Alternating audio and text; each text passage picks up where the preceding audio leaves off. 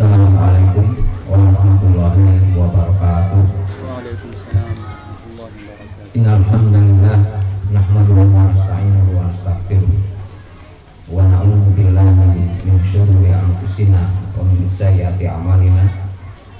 May yahdihillahu fahuwa muhtadi wa may yudlilhu fala tajida lahu waliyyan mursyida. Asyhadu an la ilaha illallah wahdahu la syarikalah wa asyhadu anna Muhammadan abduhu wa rasuluhu alladzi la nabiyya ba'da. Allahumma sholli ala Muhammad wa ala ali Muhammad kama shallaita ala Ibrahim wa ala ali Ibrahim innaka Hamidum Majid.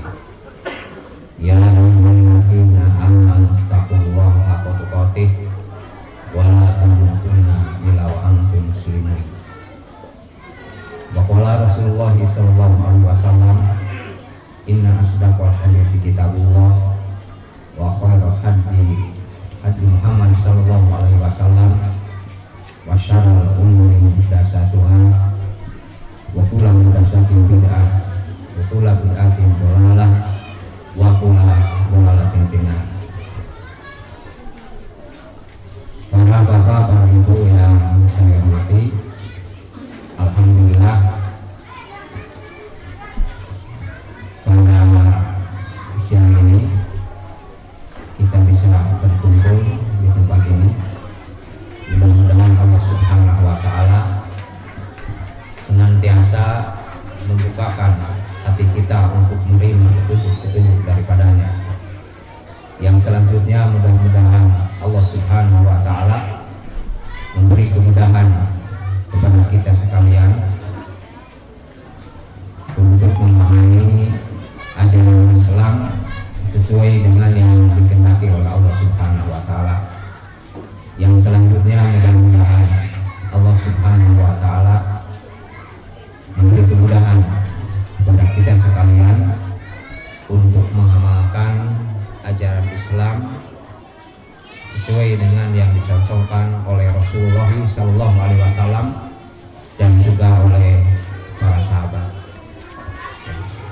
Sebelum kita memulai pembahasan kita dengan judul Manhajut Tarbiyah Nabawiyah Litibab, yaitu sistem pendidikan Nabi dalam membina anak-anak, yang kita fokuskan mungkin dari 0 sampai 18 tahun. Dari 0 sampai 18 tahun. Sebelum kita memulai, sengaja saya memulai dengan kalimat mudah-mudahan kita diberi kemudahan untuk memahami ajaran Islam sesuai dengan yang dikehendaki oleh Allah Subhanahu wa Ta'ala.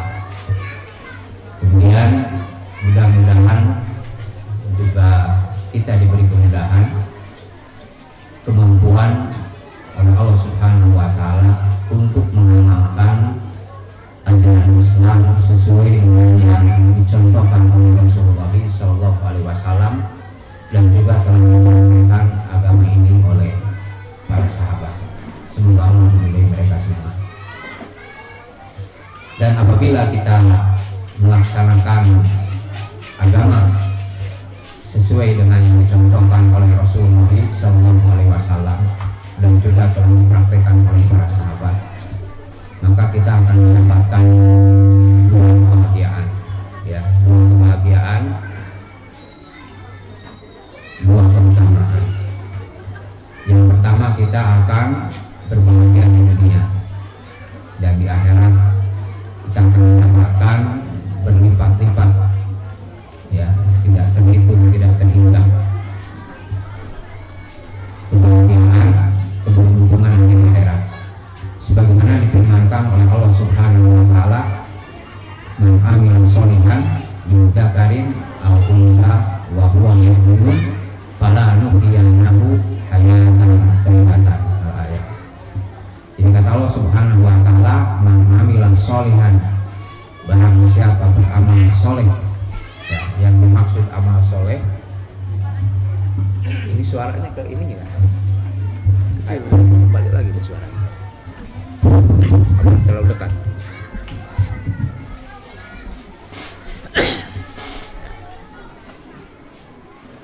Jadi barang siapa yang beramal soleh, kurang bagus.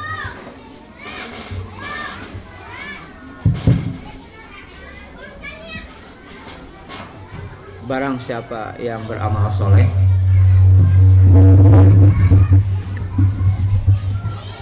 man amilah solihan, barang siapa beramal soleh, yang dimaksud amal soleh adalah al-amal al-mutabi'u li kitabillah wa sunnati rasulih sallallahu alaihi wasallam.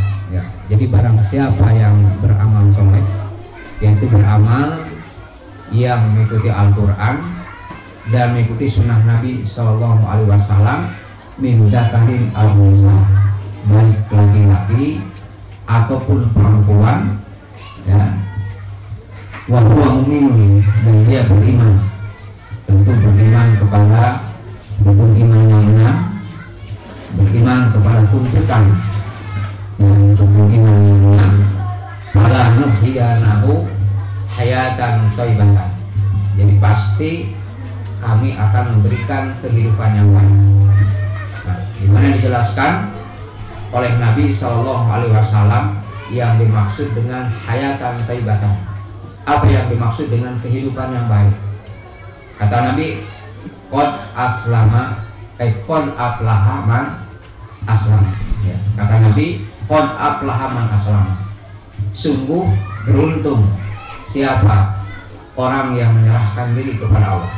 Jadi tidak ada manusia yang paling beruntung kecuali orang yang menyerah diri kepada Allah Subhanahu wa Ta'ala. Makanya dalam Al-Quran, dalam surat An-Nur kalau tidak salah, Allah Subhanahu wa Ta'ala menjelaskan di ujungnya, ulaika humul muflihun, mereka itulah orang-orang yang beruntung. Siapa orang-orang yang beruntung? Yaitu idadu ilallah wa rasul liyahkuma bainahum ayaqulu sami'na wa ata'na. Ya, jadi innama kana qaulal mu'minin, hanya saja ucapan orang-orang mukmin idadu ilallah, apabila diseru kepada Allah, diseru kepada Rasul, liyahkuma bainahum, untuk menghukum di antara mereka, dia hanya mengatakan ayaqulu sami'na wa ata'na. Dia hanya mengatakan kami mendengar dan kami taat. Maka dinyatakan oleh Allah, wa ulaika humul muflihun, mereka itulah orang-orang yang beruntung. Jadi tidak ada manusia yang paling beruntung, tidak ada manusia yang paling berbahagia kecuali manusia yang apabila diseru kepada Allah, diseru kepada Al-Quran, diseru kepada sunnah Nabi Sallallahu Alaihi Wasallam, dia hanya mengatakan kami mendengar dan kami taat. Maka kata Nabi, qad aflaha man aslama, sungguh beruntung siapa orang yang menyerahkan diri kepada Allah. Kemudian kata Nabi, warudiko kafapan, kemudian diberi rezeki yang cukup. Ya, jadi orang yang beramal soleh, Allah berjanji akan memberikan hayatan thayyibatan, akan memberikan kehidupan yang baik. Apa yang maksud kehidupan yang baik? Adalah orang yang menyerah diri kepada Allah. Yang kedua, warujiko kafapan, dia akan diberi rezeki yang cukup. Nah, kalau kita sekarang introspeksi diri kita masing-masing, apakah kita telah mendapat rezeki yang cukup? Ya. Apakah kita telah mendapatkan rezeki yang cukup? Rezeki yang cukup, salah satu pengertiannya adalah rezekinya yang barokah. Ya, rezekinya yang barokah. Apa yang dimaksud rezeki yang barokah? Yaitu yang kasratul khair, yang banyak kebaikannya. Kalau kita punya rumah, nah, ini salah satu contohnya. Kalau kita punya rumah, dari rumah itu akan muncul kebaikan-kebaikan. Kalau kita punya kendaraan, dari kendaraan kita itu akan muncul kebaikan. Kalau kita punya kebun, pohon-pohonan, dan kebun kita akan muncul kebaikan. Dan kalau kita punya ilmu, maka dari situ akan muncul bermacam-macam kebaikan. Ini yang disebut dengan barokah. Jadi barokah ini bisa banyak, bisa sedikit, bisa pertengahan. Yang jelas dia diberi kecukupan. Diberi kecukupan.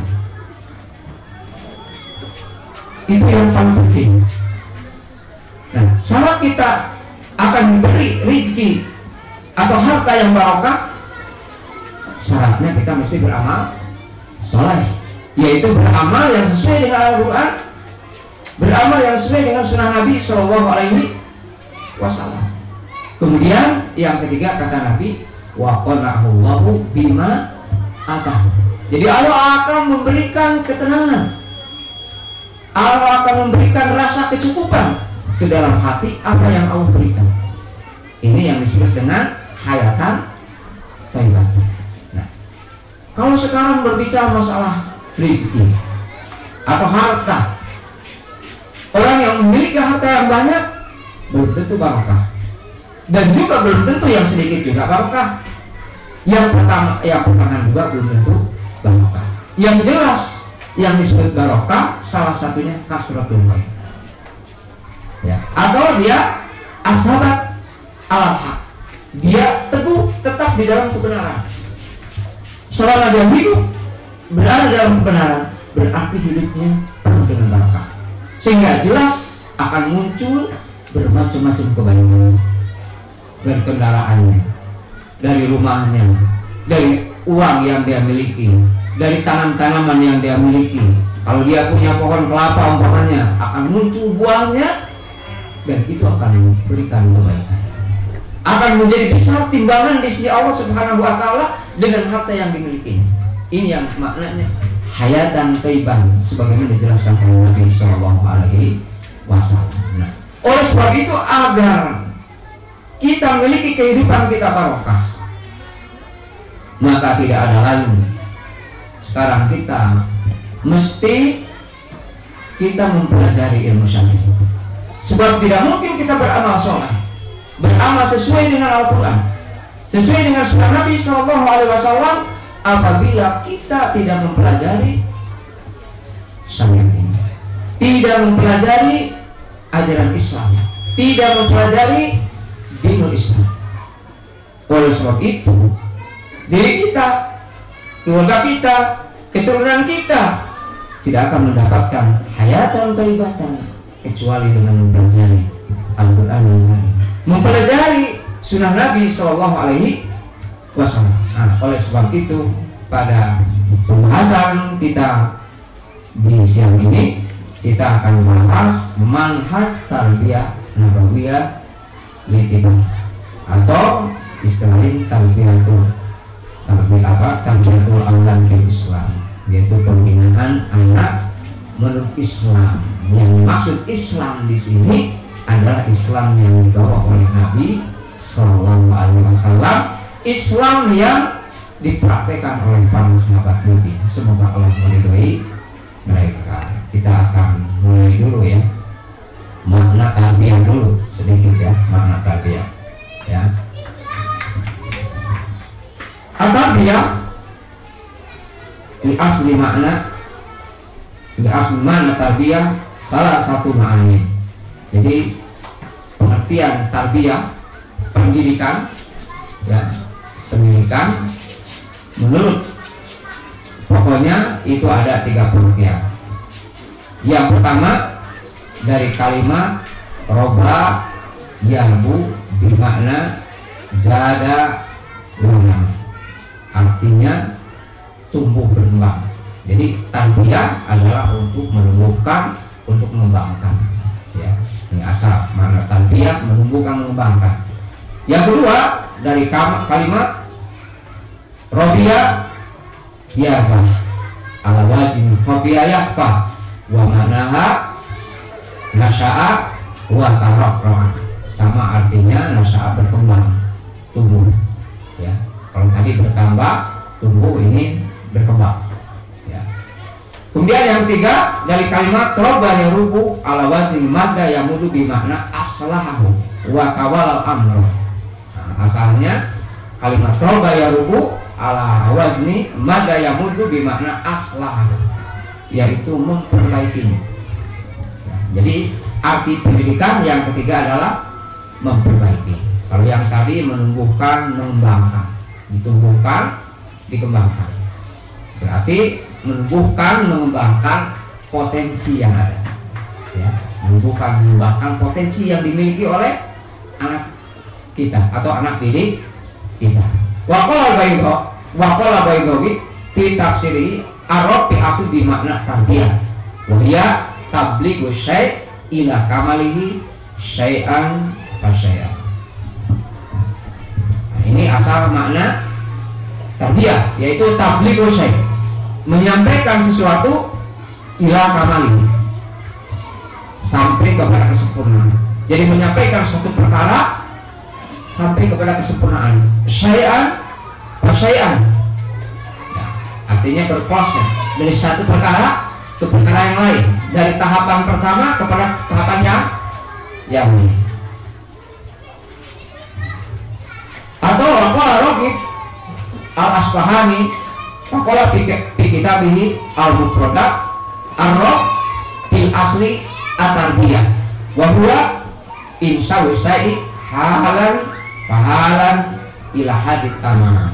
Nah, jadi pendidikan adalah insa'u syai', menumbuhkan, mengembangkan sesuatu halan fahalan, dari satu keadaan kepada keadaan yang lain, ila hadit tamam, kepada batasan yang sempurna.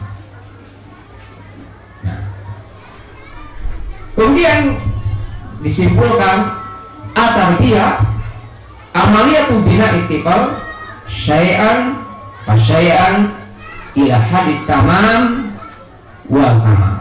Nah, maka pendidikan adalah aktivitas, ya, aktivitas untuk membina, untuk membangun anak syai'an fa syai'an, dari satu marhalah kepada marhalah yang lain, ila hadit tamam wal kamal, sampai menyampai kepada kesempurnaan. Di mana dijelaskan oleh para ulama yang disebut syai'an fa syai'an ini adalah ala sabili tadarus. Syai'an fa syai'an maksudnya berproses. Jadi pendidikan ini bukan sekarang kita bicara lantas jadi sekarang, itu nggak bisa. Tapi pendidikan adalah waktu yang panjang. Oleh sebab itu Imam Syafi'i rahimahullah ta'ala, dia pernah mengatakan, akhi lan tanalal ilma illa bisitatin.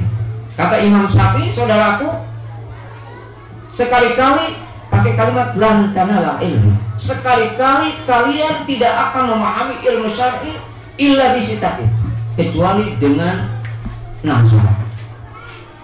Jadi artinya kalau salah satu syarat tidak ada, maka siapapun yang menginginkan paham ilmu syar'i ini tidak akan diperoleh. Oleh sebab itu Syekh Al-Qahtani rahimahullah hafizahullah ta'ala, dia memberikan judul Asbabul wa Turuqul Tahsilin, yaitu sebab-sebab dan jalan-jalan untuk mencapai ilmu. Beliau juga menyebutkan ada 6. Sebelum dikatakan oleh Imam Syafi'i rahimahullah ta'ala, akhi lan tanal ilma, sekali-kali kalian tidak akan memahami ilmu syar'i kecuali dengan 6 syarat. Pertama, zakaun, harus cerdas. Ya, harus cerdas. Bagaimana kita supaya memiliki kecerdasan? Nah, kalau kita dibahas dari pertama, dari anak, ini ada yang disebut dengan istilah gen untuk mencapai kecerdasan. Bagaimana supaya kita memiliki gen yang bagus? Nah, ini mesti dimulai, istilahnya kalau kita mau bikin roti, ya, bagaimana kita bikin roti supaya rotinya itu enak? Ya, berarti dari mulai proses kita bikin roti, bagaimana supaya rotinya bagus. Begitu pula kalau kita menginginkan nanti generasi kita cerdas, dari mulai kita hubungan. Sebelum hubungan suami istri, apa yang mesti disiapkan? Dari mulai makanan, apa yang mesti dimakan oleh suami, apa yang mesti dimakan oleh suami istri. Ini akan menentukan sperma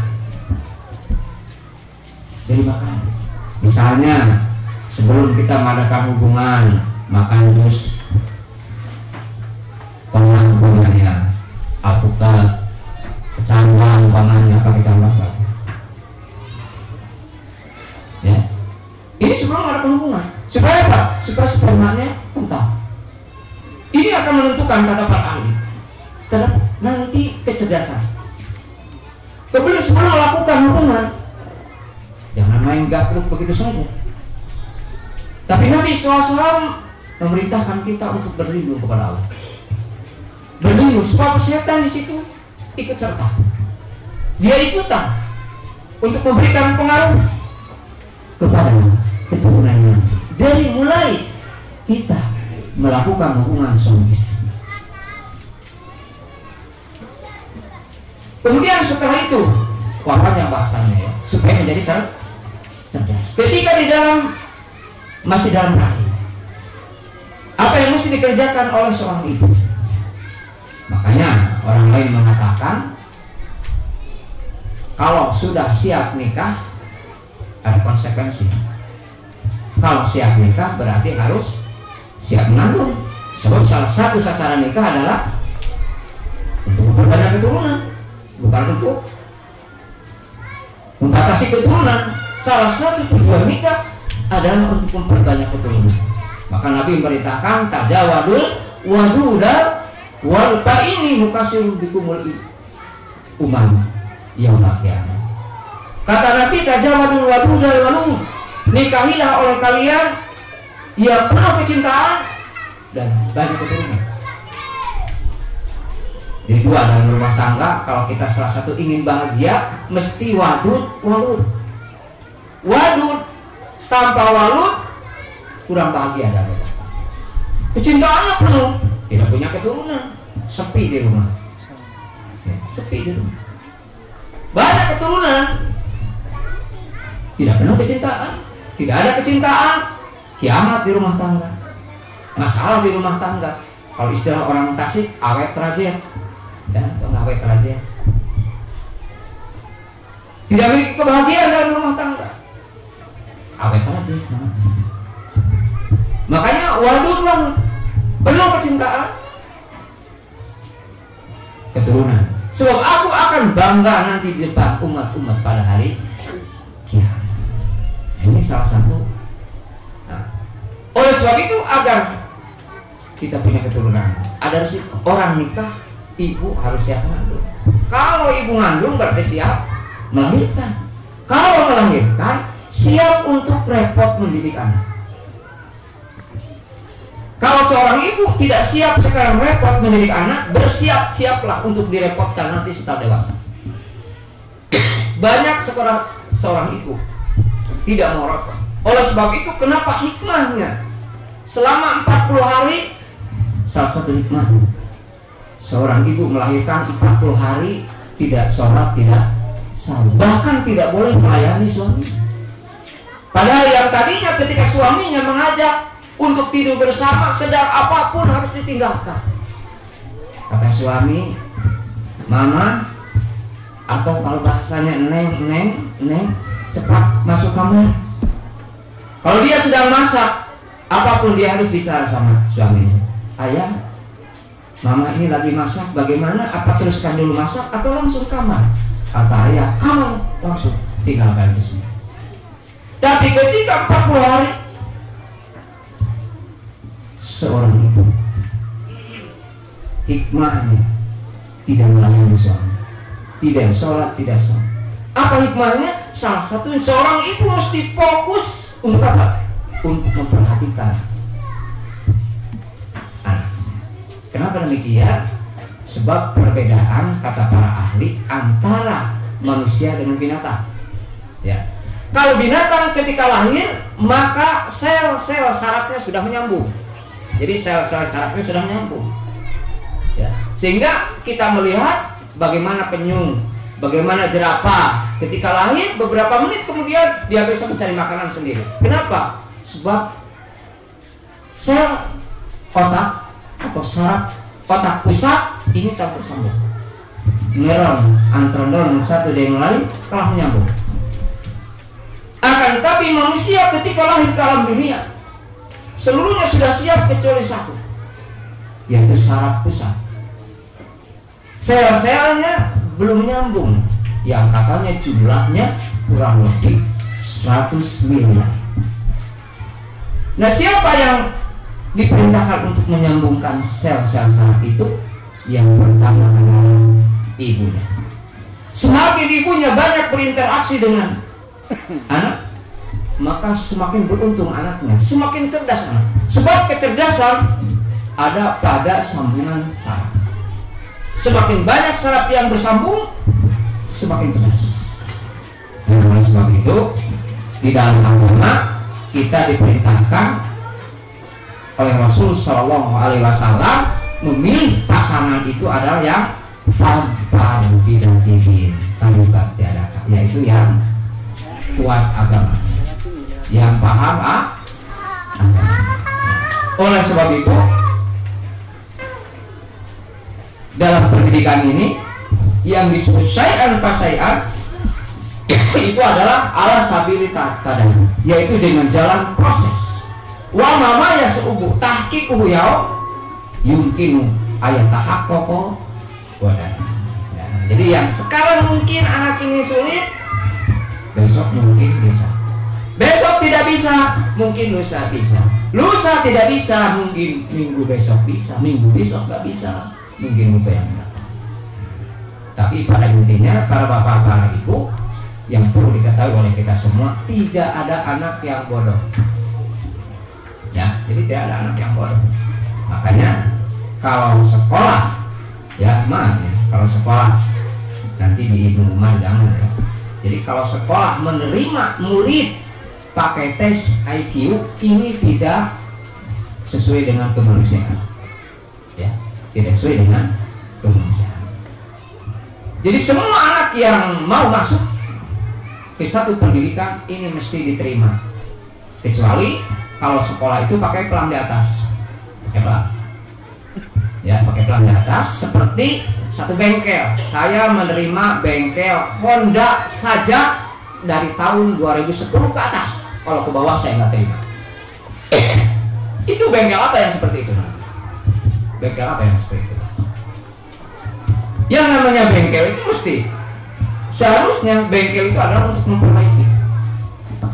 Nah, sekarang kalau satu lembaga pendidikan kita menerima hanya yang pintar saja dan hanya yang soleh saja, terus apa fungsi pendidikan kalau demikian? Apa fungsi pendidikan kalau demikian? Makanya pendidikan yang demikian itu makomnya yang paling terendah. Kalau menerima anak murid yang pintar saja, yang soleh saja, kalau demikian fungsi gurunya mau apa? Padahal tujuan pendidikan untuk mengajar, untuk menumbuhkan, untuk membimbing dari yang tidak bisa menjadi bisa. Syai'an fasai'an. Dari yang tidak tahu menjadi tahu. Dari yang tidak berperilaku baik menjadi berperilaku baik. Dari yang syirik kepada tauhid, dari bid'ah kepada sun. Sekarang kalau menerima yang sunnah saja, bagaimana yang bid'ah ini?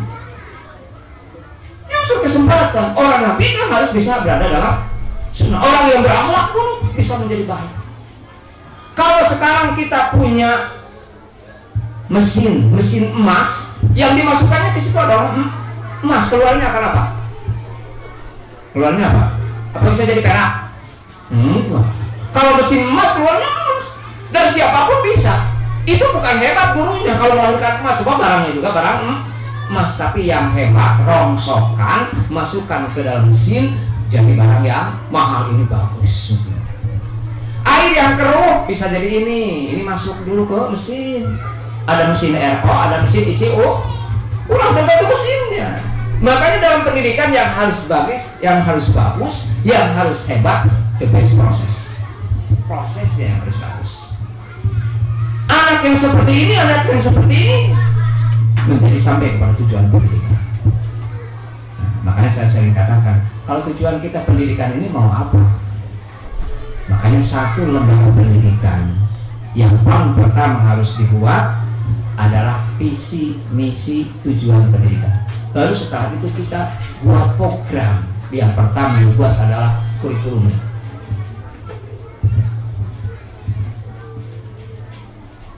Visi misinya. Kemudian semua yang mau memasukkan ke pendidikan itu harus mengetahui visi misinya. Dan semua mesti sinergi antara lembaga pendidikan dengan orang tua. Ya. Antara lembaga pendidikan dengan orang tua. Sebab pendidikan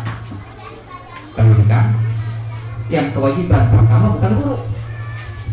Kewajiban mendidik bukan kewajiban guru, bukan kewajiban ustaz. Tapi kewajiban mendidik adalah kewajiban siapa? Kewajiban kedua orang tua. Enggak ada dalam Qur'annya, dalam hadis bahwa kewajiban mendidik adalah guru, kan? Tapi kewajiban mendidik adalah orang tua. Ulu mauludin yuladu ala fitrah. Babawahu yuhawidani au yunasirani au yumajisani.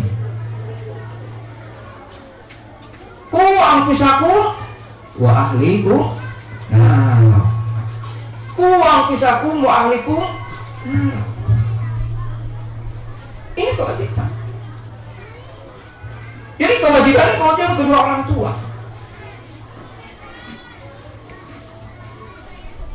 Kewajiban kedua orang tua.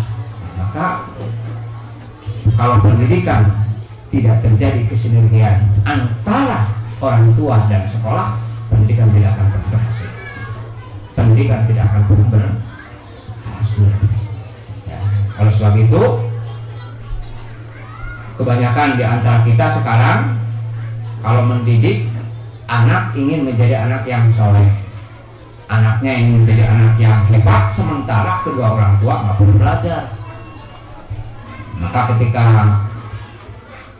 saya sering ditanya, ya, bagaimana agar memiliki anak yang rajin belajar?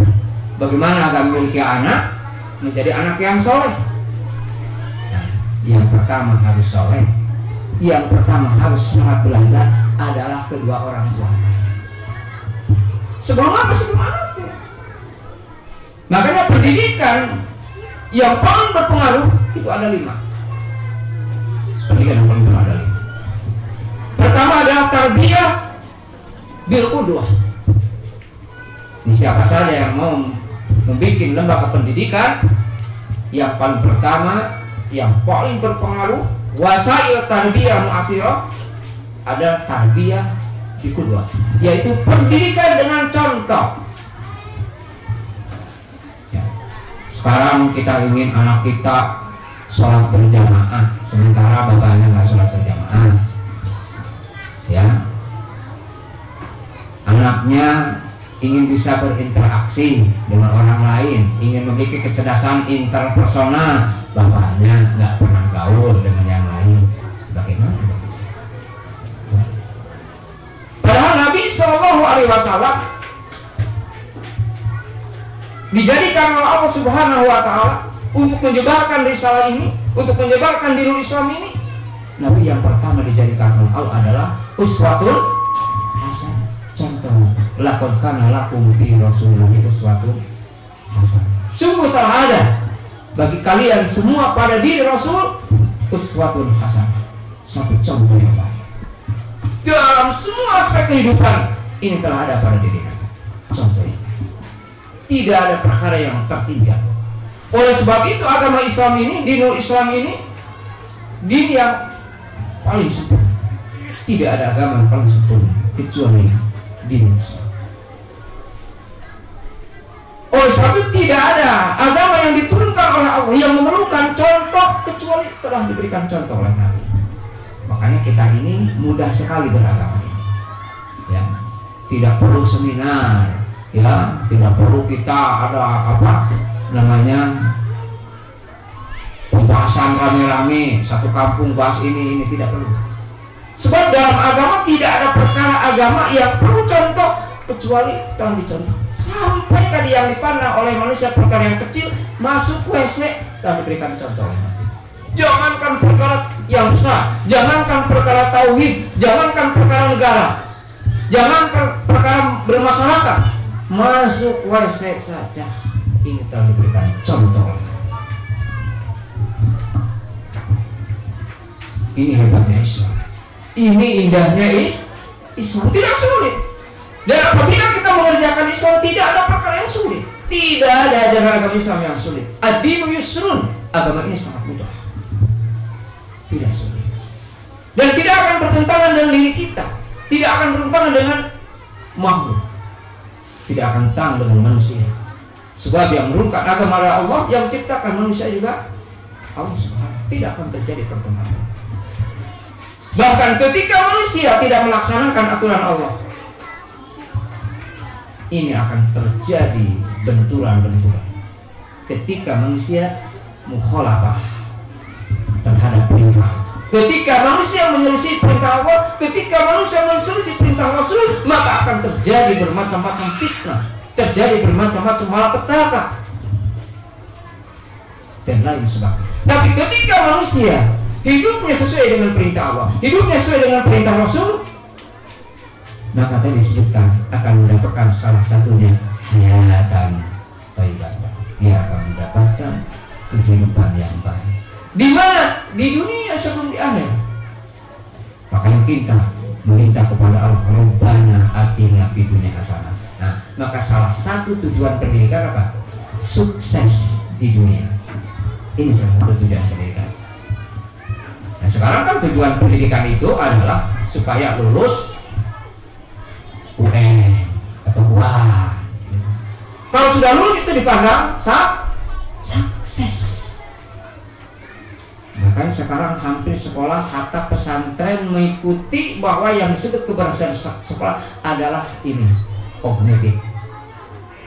Padahal yang namanya kognitif dalam kehidupan paling banter kata Pak Ahli 20%, dari 5 sampai 20%. Sedangkan selama kita kehidupan ini 80% ini berkaitan dengan kecerdasan afektif, kecerdasan spiritual yang sekarang istilah itu paling banyak. Kita bergaul nggak ngitung matematika, ya makanya belajar matematika nggak usah canggih-canggih, asal bisa menggunakan kalkulator aja cukup. Mungkin kalkulator, menghitung berapa kalkulator miliar bisa. Atau sekarang kalau punya perusahaan beli aja software. Udah orang yang ahli sedikit bisa menggunakan software, kelas.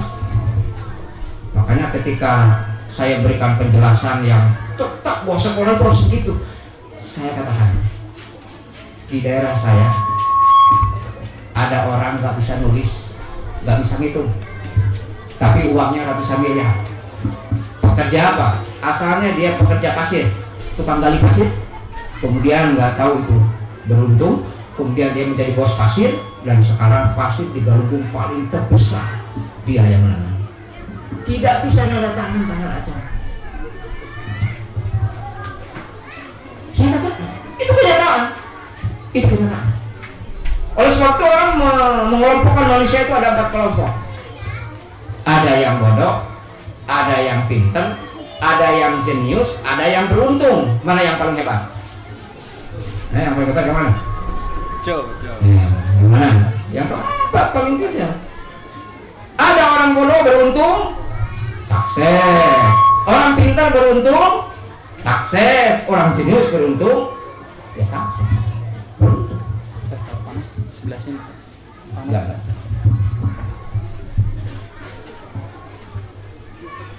Ya. Kemudian saya punya teman, kalau memang itu yang jadi berhasil, kata saya itu, yang selai kertas itu yang nilainya besar. Saya punya teman ketika sekolah, dia nilainya rata-rata 3 ketika sekolah, nggak naik. Tapi sekarang uangnya lebih besar daripada saya. Karena saya nilai terakhir itu nilainya ada yang 10, ujian 10, 9, 10, 8. Tapi uangnya banyakkan dia daripada saya.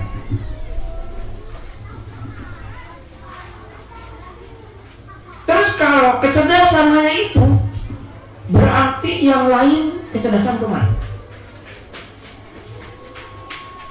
Nah, ini sahabat kita punya kecerdasannya lain. Di pertambangan masa itu tidak dihargai kecerdasan pertambangan. Kemudian pemain sepak bola, maka ada yang bertanya, pinteran mana? atau cerdas mana Presiden Habibie dengan Mike Tyson? Coba apa cerdas mana Presiden Habibie sama Mike Tyson? Cerdas mana Presiden Habibie dengan Mike Tyson? Cerdas mana? Cerdas mana? Cerdas Mike Tyson apa cerdas Presiden Habibie? Ada yang marah. Ibu kepala sekolah ditanya sama muridnya, karena muridnya pernah panggil seorang namanya, kalau tidak salah namanya Udin, katanya masuk ke kantor. Si Udin masuk kantor, ada apa bu?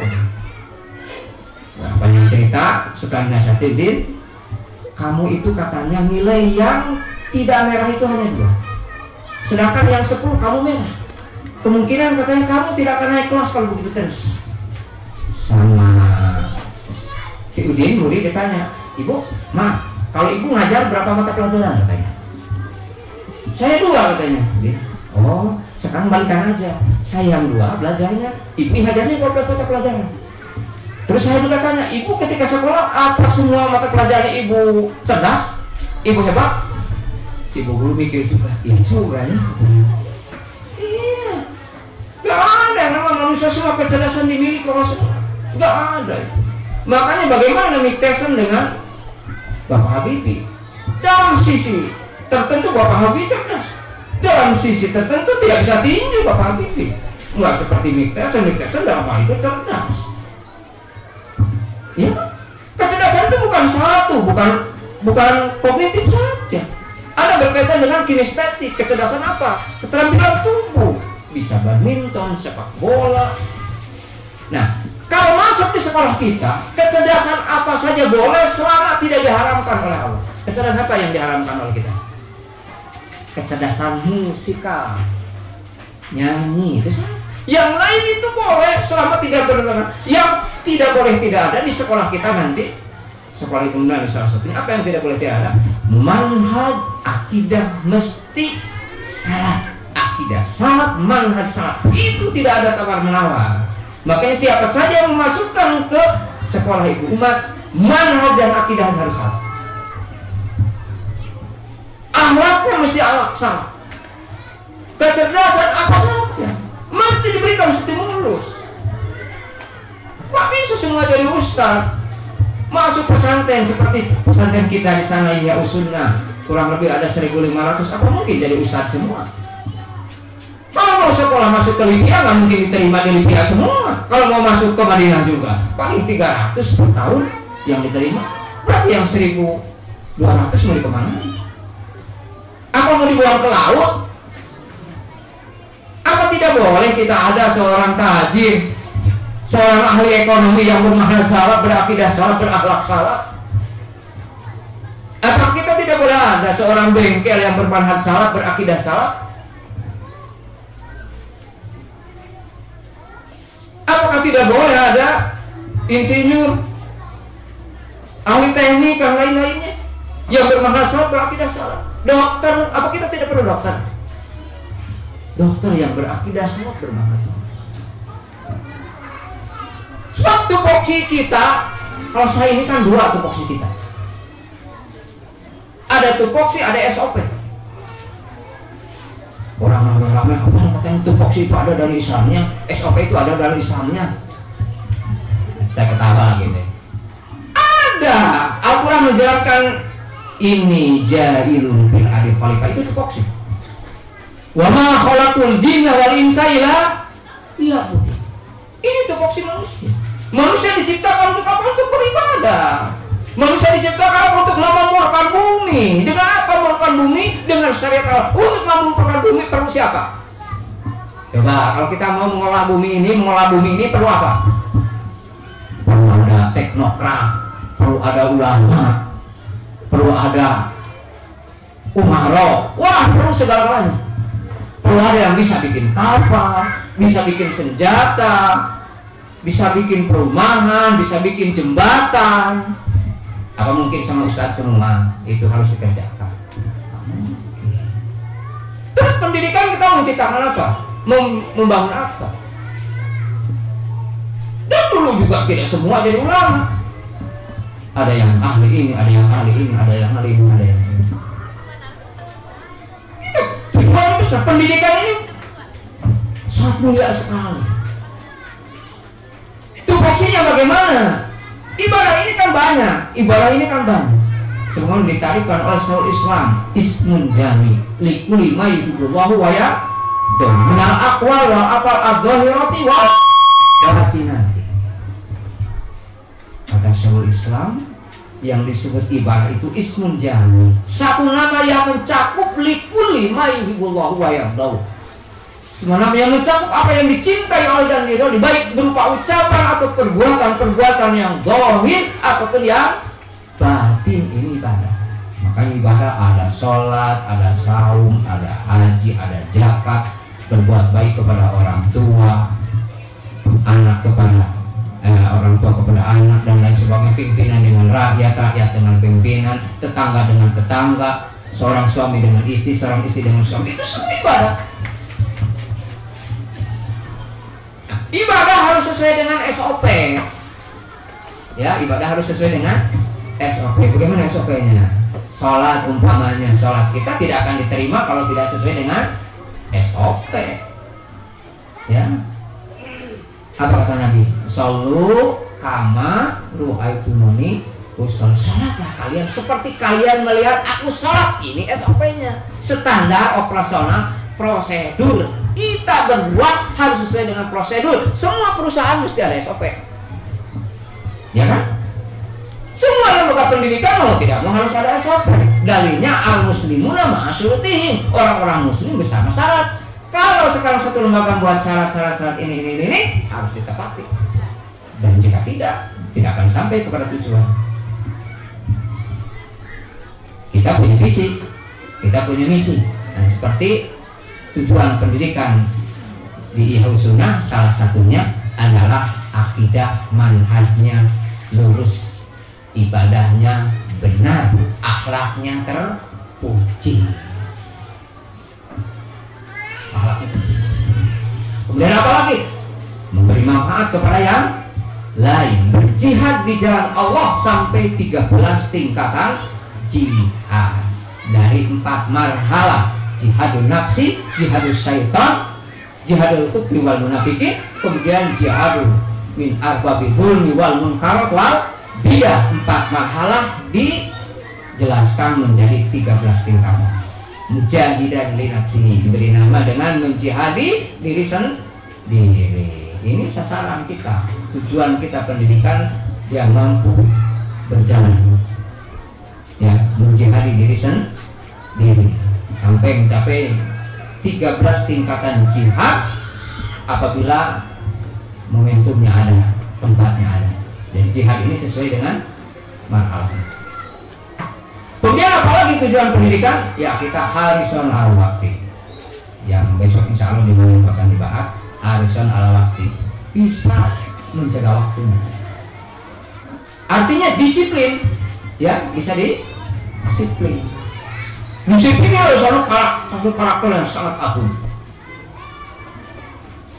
Disiplin. Al-indibat, disiplin. Rata-rata hampir kita ini adalah krisis kedisiplinan, krisis tanggung jawab, ya, krisis disiplin, krisis tanggung jawab. Sebab kalau orang tanggung jawab siap menanggung apa yang dia lakukan, apa yang dia katakan, dia bertanggung jawab seperti para sahabiat di zaman Nabi SAW. Betul-betul bertanggung jawab. Ada salah seorang perempuan yang berzina, dia bertanggung jawab dengan kelakuannya itu, sampai dia datang kepada Nabi SAW, ya Rasulullah hukumi aku, ya Rasulullah hukumi aku, sampai Nabi berpaling sampai 3 kali. Nabi memerintahkan sahabat yang lain periksa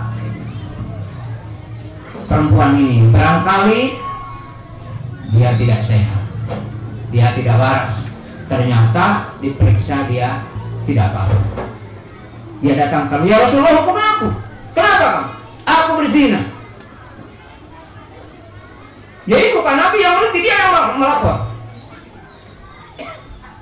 Dia tidak perlu ada pengacara, dia tidak pakai pengacara. Dia datang ke Nabi, ya Rasulullah aku berzina.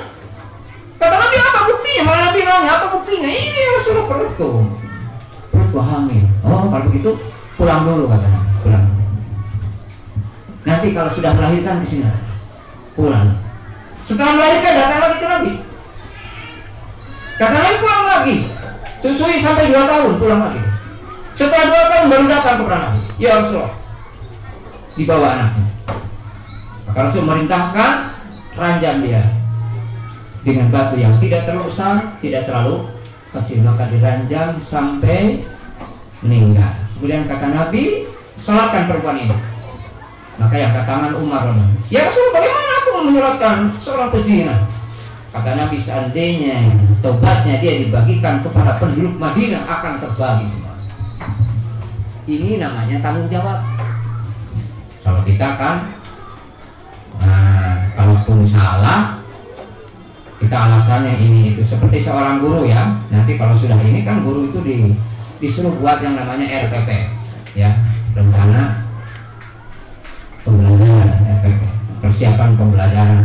Ketika ditanya kenapa nggak buat, oh saya sibuk ini, padahal dia tidak bisa. Ini namanya tidak bertanggung jawab dan tidak jujur. Nah, lanjutkan. Nah, jadi dalam pendidikan ini, kalau sekarang sulit, nanti hari besok mungkin bisa. Sekarang tidak bisa, besok mungkin bisa.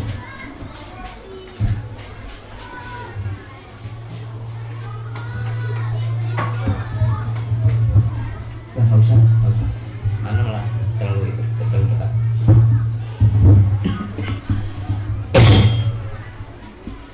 Nah sekarang takut nggak keburu ya.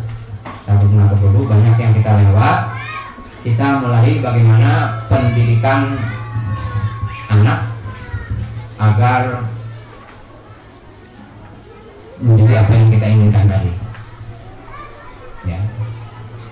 Berarti yang pertama kita inginkan di sini ada 9 ya, ada 9 mas'uliyah tarbiyah. Jadi ada 9 pertanggungjawaban pendidikan. Itu bukan babi hasad, bukan berarti bab kita membatasi hanya 9. Ini banyak sekali. Cuman kita ini kan ada 9. Yang pertama, mas'uliyah tarbiyah ibniyah, yaitu pertanggungjawaban pendidikan iman. Ya. Ini saya ambil dari kitab yang tadi. Jadi manhaj nabawiyah fi tarbiyati ibad. Ya, jadi diambil dari situ ada 9.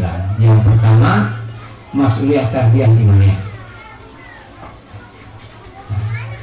Nah, kata mu'alif, apabila kita melihat merenung daripada bagaimana Rasulullah berta'amul, ya, berinteraksi dengan anak-anak berkaitan dengan keimanan, maka kita mendapatkan di antaranya 5 rukun yang asasiyah ya dalam pentasbitan hadir akidah, ya, dalam penetapan akidah.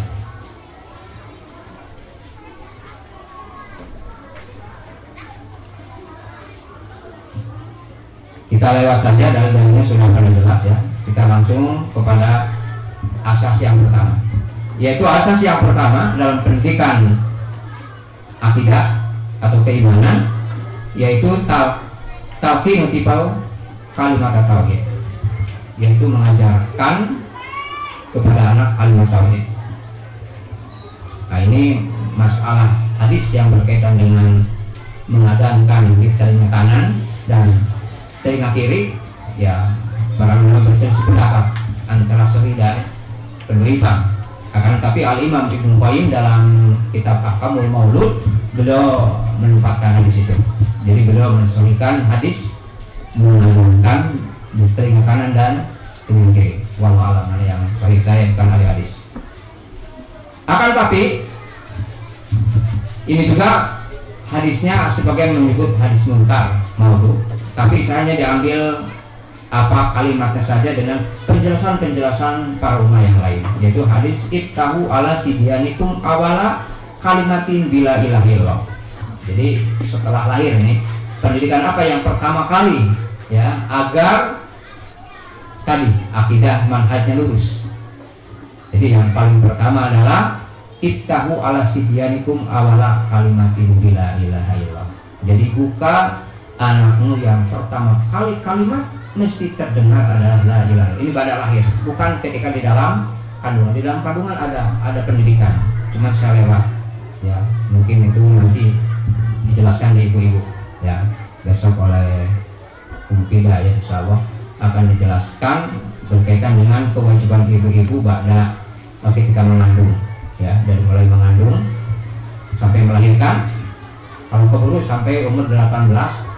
Nah, ini dari mulai lahir. Ittahu ala sibyanikum awala kalimatin bila ilah. Jadi buka anakmu yang pertama kali kalimat yang mesti terdengar adalah la ilaha illallah. Kenapa? Nah, ini para ahli menjelaskan bahwa pendengaran, jadi otak pusat pendengaran ini telah berfungsi ketika 6 bulan di dalam kandungan.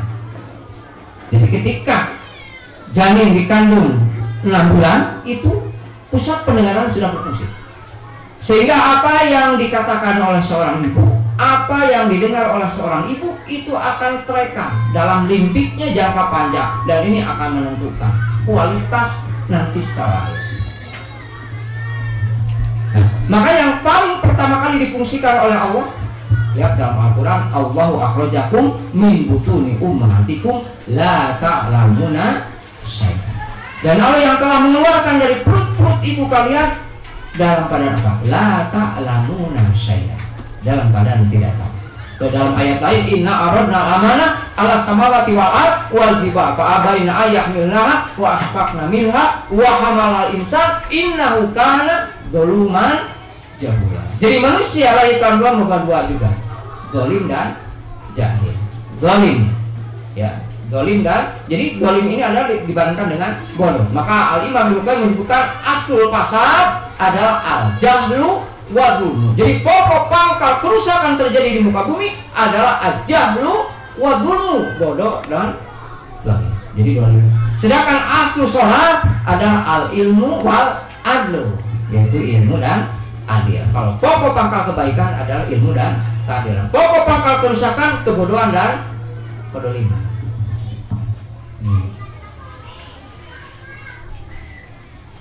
Oleh sebab itu kata Imam Ibnu Qayyim, manusia akan tetap dolim, manusia akan tetap bodoh kecuali dengan pendidikan. Wallahu akhrajakum min butuni ummahatikum la ta'lamuna syai'an wa ja'alakum sam'an. Pertama kali difungsikan adalah pendengar ya. Jadi yang pertama kali difungsikan adalah pendengaran. Baru penglihatan, baru hati. Dan ini difungsikannya sesuai dengan perkembangan ya, sesuai dengan tahapan Allah Subhanahu wa taala yang dilakukan. Nah, oleh sebab itu meskipun dia belum berfungsi benar pendengarannya, penglihatan dan lain sebagainya, tapi yang pertama kali mesti terdengar, kalimat yang mesti terdengar adalah kalimat la ilaha illallah. Ittahu ala sibyanikum awala kalimatin bila ilaha illallah. Nah, ini tapi hadisnya dhaif. Nah, hadisnya dhaif. Akan tapi para ulama di sini jelaskan, diriwayatkan oleh Abdul Rajab an Husain bin Basit anil Awam bin Husain an Ibrahim qala kanu yastahibuna awala ma yafsahu ayu allimu la ilaha illallah sab'a maratin fayakun dzalika awal ma yatakallam bi. An Ibrahim dia berkata, mereka para pendahulu menyintai yang pertama kali fasih ya, kali fasih. Dia mengajarkan kepadanya yaitu apa? La ilaha illallah sampai diulang-ulang 7 kali, dan itulah kalimat yang pertama kali terdengar. Jadi bukan dangdut, bukan jazz yang pertama kali terdengar, tapi apa? Kalimat la ilaha illallah. Dalam pernyataan lain, la ilaha illallah Muhammadur Rasulullah. Wa qala al-Imam Ibnu Qayyim rahimahu taala fi ahkamil maulud fa idza kana waqtu nutqihim fayulaqinu la ilaha illallah Muhammadur Rasulullah wal yakun awala ma yaqra'u masami'ahum ma'rifatullah subhanahu wa ta'ala wa tauhidahu wa anahu subhanahu fawqa arsihi yanzuru ilayhim wa yasma'u kalamahu wa huwa ma'hum aynama kanu.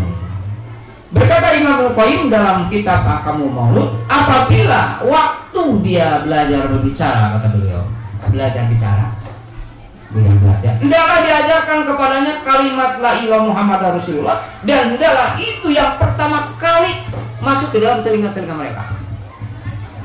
Kata Imam Al-Qayyim, hendaklah kalimat la ilaha illallah Muhammadur Rasulullah itulah pertama kali kalimat yang mesti terdengar.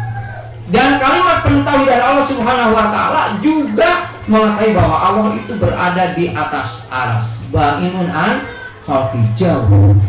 Allah itu adalah al-ali, lebih tinggi daripada aras. Kemudian melihat dan mendengar ucapan mereka, dan dia bersama mereka di mana saja berada. Oleh sebab itu orang Bani Israel kebanyakan ya mereka menamai anak-anak mereka dengan Immanuel. Menamai mereka anaknya dengan Immanuel, dan kalimat ini menurut beliau ilahuna ma'ana, maksudnya ilah kami bersama kami ya, Immanuel, kata Imam Al-Qayyim. Jadi ilahuna ma'ana, jadi ilah-ilah kami bersama kami. Nah, oleh sebab itu kata beliau walihada kana ahadul asma ilallah Abdullah wa Abdurrahman bihaisu idza wa'atibal wa qala alima annahu Abdullah wa anna Allah huwa sayyiduhu wa maulahu. Jadi itu kalimat yang senantiasa diperdengarkan ya, kalimat itu yang senantiasa diperdengarkan, yaitu kalimat la ilaha illallah Muhammadur Rasulullah. Sampai kalau dia sudah belajar berbicara, itu kalimat yang pertama kali harus pasti dalam mulutnya. Itu kalau mau apa? Mau akidah dan manhajnya jadi lurus nanti. Dia mau menjadi anak yang soleh, dia mau menjadi anak yang bisa melaksanakan perintah Allah, yaitu Al-Quran, bahwa aku menciptakan manusia untuk wama khalaqtul jinna wal insa illa liya'budun inni ja'ilun fil ardi khalifah.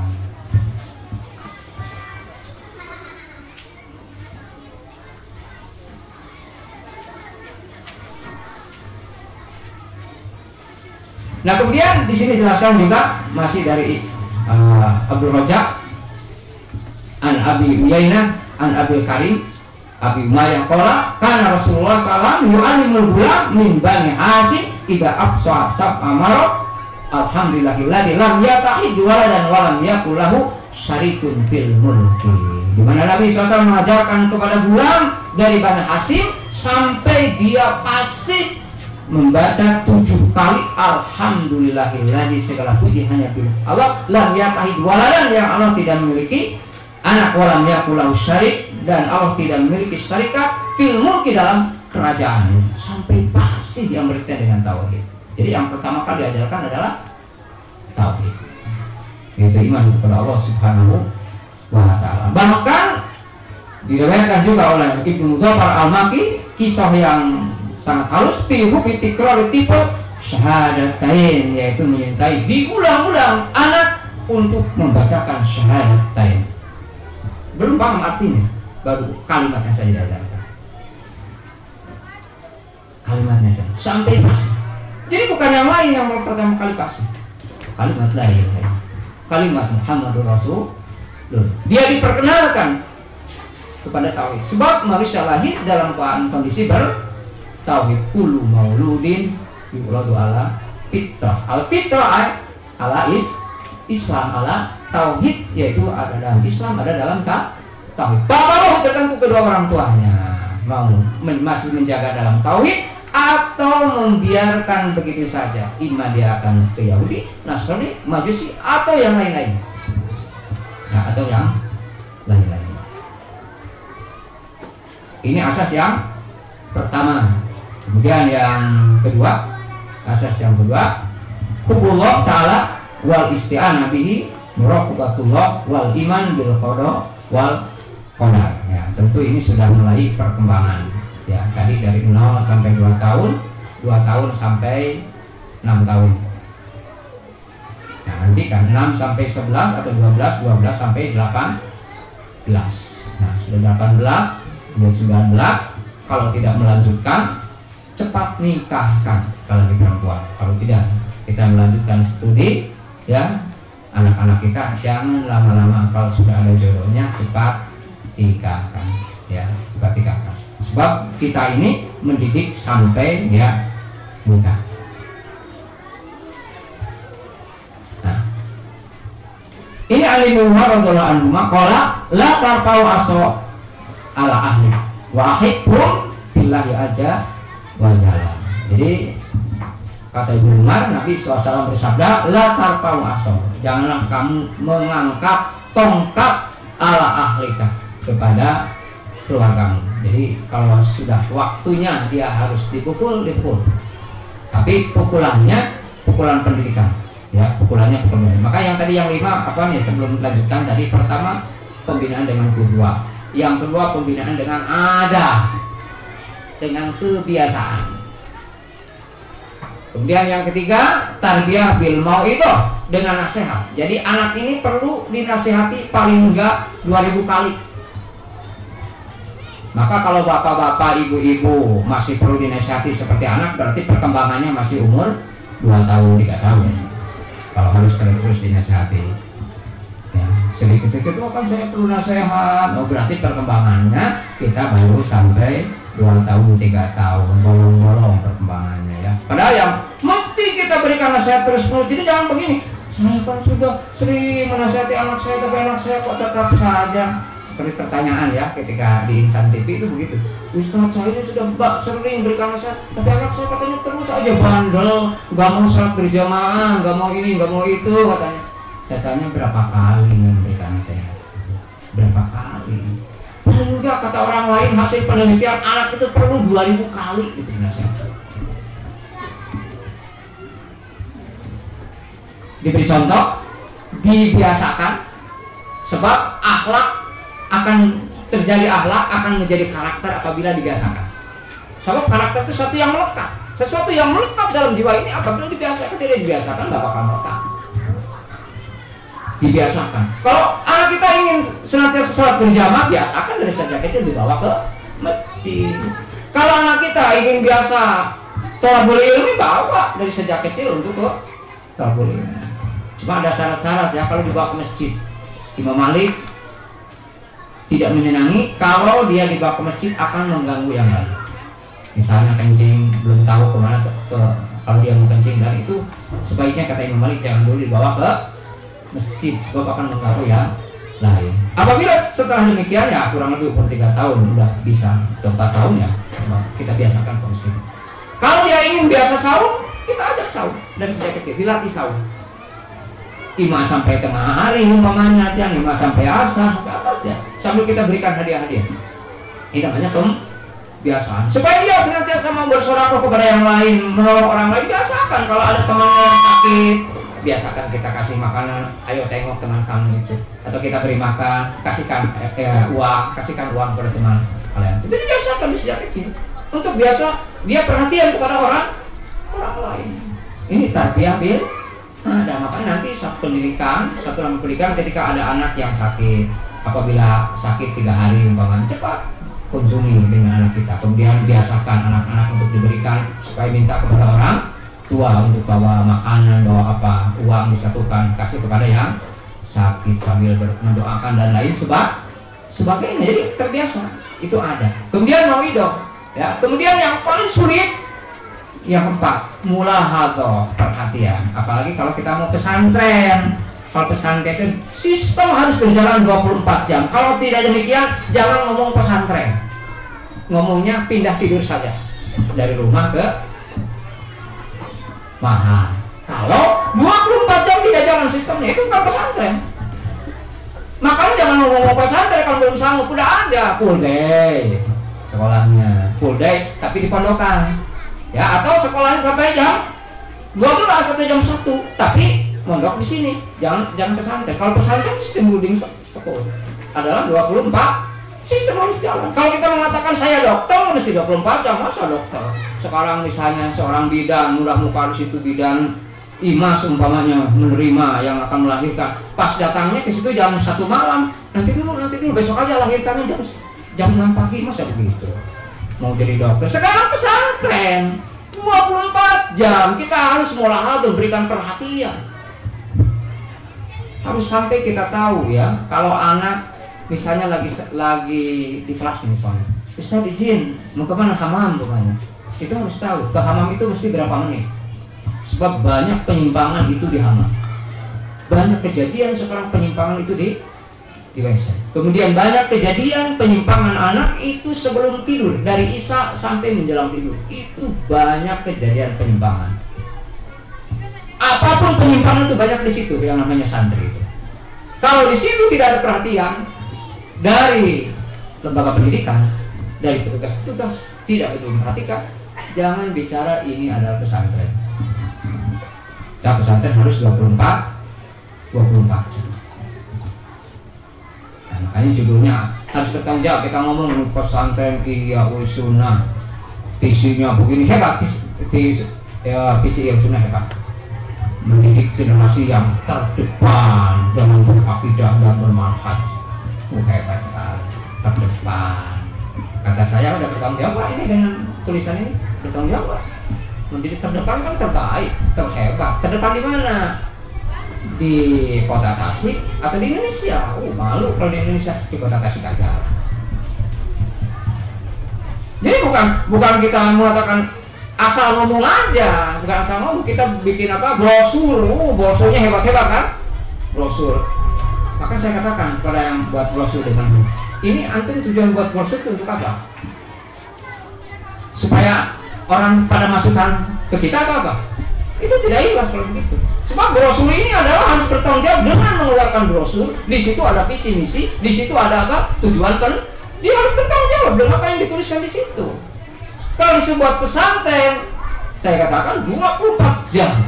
Berarti sistem ini harus jalan. Bukan kita kerja harus 24 jam, semua nggak bakal ada orang yang mampu kerja 24 jam. Kita perlu tidur, kita perlu ada istirahat. Tapi sistem ini harus jalan. Seperti bidan harus jalan kan, ada jam 1 pun ada yang buka, jam 1 ada yang meriksa, jam 1 juga datang. Mau jam 3 ada. Meskipun ya ibu bidannya tidur, tapi sistem ini jalan. Ada yang ngurus. Begitu pun yang namanya sekolah sekarang. Ya, jadi jangan kita bilang pesantren ternyata bukan pesantren. Ya, makanya nanti para bapak, para ibu yang saya hormati, memang kalau mau seperti itu bayarannya agak mahal. Ya, bayarannya agak mahal. Jelas itu agak mahal bayarannya. Sebab ustadznya pun harus full 24 jam mikirnya hanya di situ. Ya, mikirnya hanya di situ. Makanya nggak mungkin kalau ustadznya digajinya 1,5 juta, 1,5 juta digaji, punya anak 3, cukup nggak kira-kira? 1,5 juta punya anak 3. Ketika anaknya sakit, ketika anaknya ingin beli buku, ketika anaknya ingin jajan per hari 10.000 atau 5.000 kali udah 15.000 kalau 15.000, belum istrinya ingin beli baju dan lain sebagainya. Nah, kalau sekarang tidak ada yang menangani pendidikan dengan benar, ya paling hasilnya seperti hari ini. Ya seperti hari ini kita. Pendidikan kita, khususnya di negeri kita Indonesia ini, hasilnya kognitifnya canggih-canggih, korupsinya jalan terus. Kenapa? Sebab ininya enggak, ini saja nih. Ininya enggak. Makanya hasilnya korupsi. Ya, hasilnya korupsi. Dan lain sebagainya, tawuran. Kan lucu kalau mahasiswa dan mahasiswa tawuran. Kalau anggota dewan saling pukul-mukul kan lucu sekali. Masa wakil masyarakat dilihatin ditipu saling baku hantam, luar biasa ini.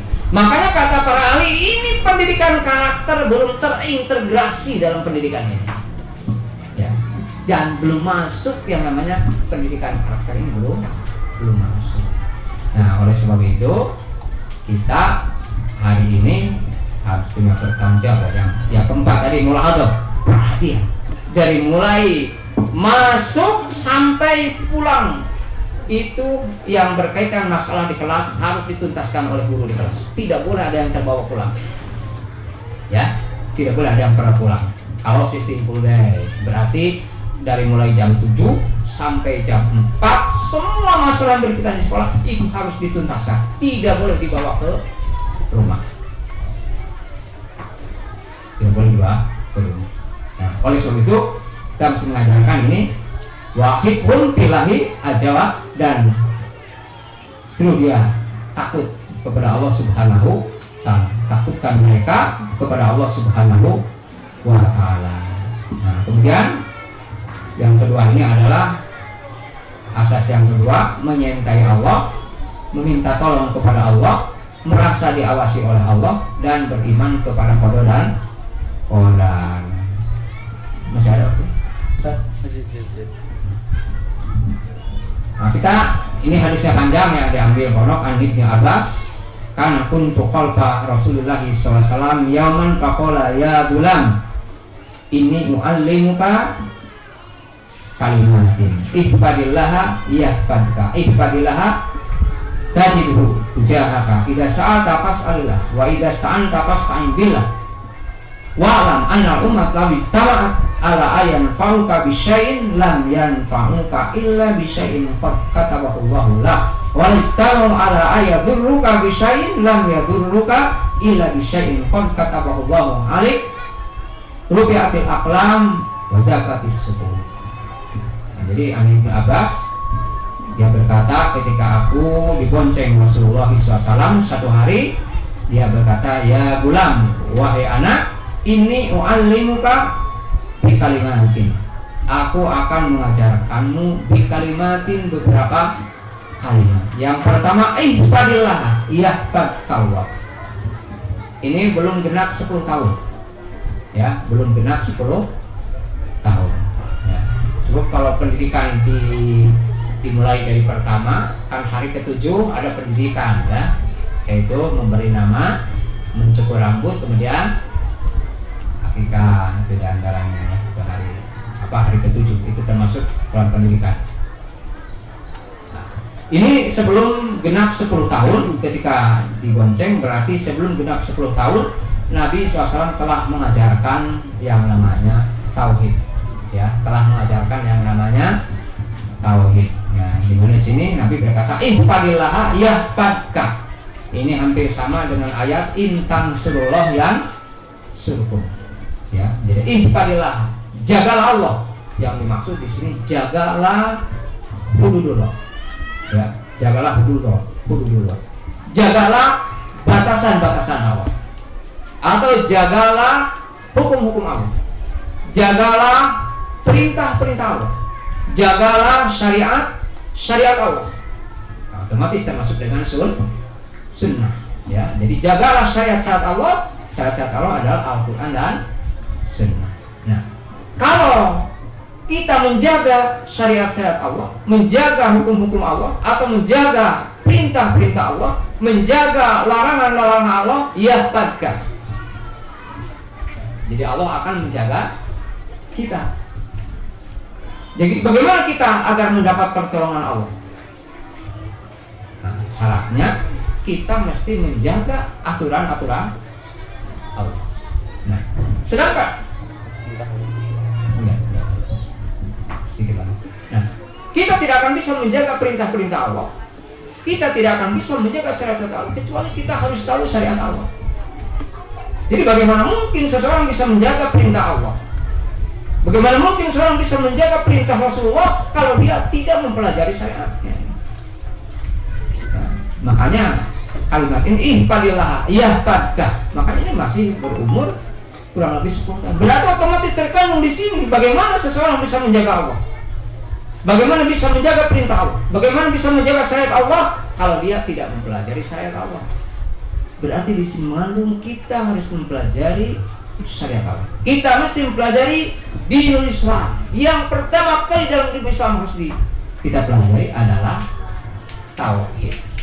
Ya, yang pertama kali itu adalah tauhid yang disebut dengan ma'rifatullah. Kita bisa mengenal Allah dengan mempelajari 3 tauhid: tauhid rububiyah, tauhid asma wa sifat, tauhid uluhiyah. Para ibu yang saya hormati, mungkin waktu yang sesi pertama ini alhamdulillah sudah selesai. Kita tutup dulu sesi yang pertama dengan subhanaka wa bihamdika asyhadu alla ilaha illa anta astaghfiruka wa atubu ilaik. Assalamualaikum warahmatullahi wabarakatuh.